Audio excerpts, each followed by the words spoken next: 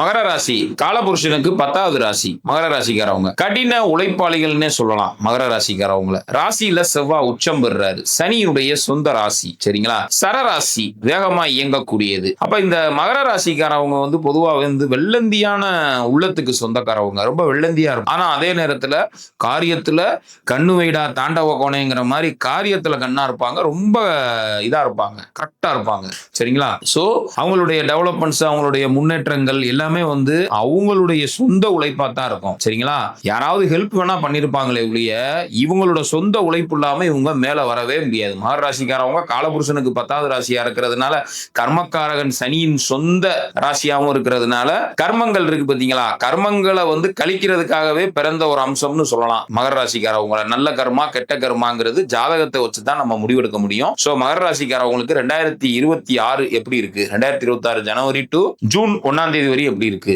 குரு 6ஆம் இடத்துல மிதுன ராசியில இருக்கிறார். சனி 3ஆம் இடத்துல இருக்கிறார். சோ சனி 7.5 சனி விலகி 3ஆம் இடத்துல இருக்கார். குரு 6ல இருக்கிறார். அதே நேரத்துல ராகு கேது 2/8ல இருக்கு. சோ ராகு கேதுவுடைய சஞ்சாரமும் அதே நேரத்துல குருவுடைய சஞ்சாரமும் அவ்வளவு விசேஷமா இல்ல. ஏன்னா ராகு கேது 2/8ல இருக்கிறது அவ்வளவு சிறப்பு இல்லை. ஏன்னா ராசிக்கு 2/8ல ராகு கேது இருக்குங்கும் போது பொருளாதார ரீதியா கடைசி நேரத்துல பொருளாதார ரீதியா அவங்களுடைய தேவைகள் பூர்த்தியானா கூட சில சிக்கல்கள் சில பிரச்சனைகளை சந்திக்கிறதுக்கான வாய்ப்புகளும் இருக்கு. ஆனா வேலை ஏன்னா 7.5 சனி விலகுனாலுமே முழுமையான பலன்கள் அனுபவிக்காம இந்த மகர ராசிக்காரவங்க இருக்காங்கன்னு தான் சொல்லணும். ஏன்னா 2ல ராகு இருந்தாலுமே அந்த 2/8ல பாவ கிரகங்கள் இருக்கக்கூடாது. பொதுவா ராகு சனி செவ்வாய் போன்ற பாவ கிரகங்கள் தனஸ்தானத்துல பொருளாதாரம்னு சொல்லக்கூடிய இடத்துல குடும்பஸ்தானத்துல உட்காரக்கூடாது. சோ இவங்களுடைய ஜாதகப்படி இவங்களுடைய ராசிப்படி, ஜாதகம்னு சொல்லக்கூடாது, ராசிப்படி 2ல ராகு 8ல கேது அப்படிங்கும் போது பொதுவா 2ல ராகு 8ல கேது அப்படிங்கும் போது கோச்சாரப்படி 2/8ல ராகு கேது இருக்கிறது அவ்வளவு நல்லது இல்ல, சரிங்களா? இதனை அடுத்து பாத்தீங்கன்னா இவங்களுக்கு 6ல குரு இருக்கிறார். சோ குருவுடைய சஞ்சாரமும் அவ்வளவு அனுகூலமா இல்ல. ஆனா வேலை வாய்ப்பு சம்பாத்தியம் எல்லாமே இருக்கு. வேலையெல்லாம் இல்லாம இல்ல, வேலை இருக்கு, உத்தியோகம் இருக்கு, எல்லாம் இருக்கு. 7.5 சனி விலகியுமே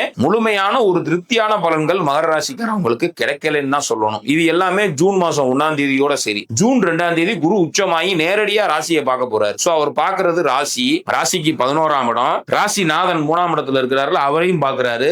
ராசிநாதனுக்கு வீடு கொடுத்த குரு உச்சமாகி ராசிநாதனை பார்க்கிறது அந்த ராசிக்காரர்களுக்கு அற்புதமான பலன்களை அள்ளி வீச போகுது. அதுல சந்தேகமே இல்ல, சரிங்களா? தடைப்பட்ட காரியம் ஒன்னொன்னா நடக்க ஆரம்பிக்கும். ஜூனுக்கு அப்புறம் பாத்தீங்கன்னா நீங்க எதிர்பார்த்த ப்ரமோஷன், நீங்க எதிர்பார்த்த உயர்வு எல்லாமே மகர ராசிக்காரவங்களுக்கு வர்ற ஜூன் 2ல இருந்து படிப்படியா நடக்க ஆரம்பிக்கும், சரிங்களா?